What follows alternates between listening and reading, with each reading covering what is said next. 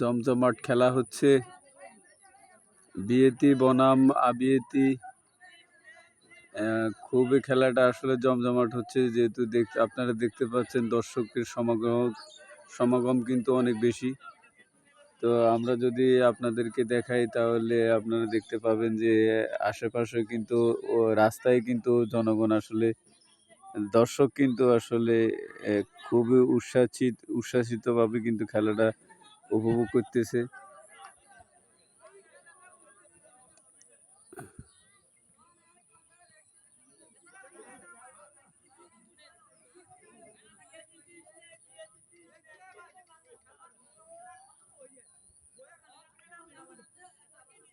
কি কারণে জানি খেলাটা এখন স্থগিত আছে, আসলে সেটা আমরা এখনো বুঝতে পারছি না। কিন্তু হ্যাঁ, এখন খেলাটা কিন্তু যত সম্ভব বল ছেড়ে দিয়েছেন আম্পায়ার, রেফরি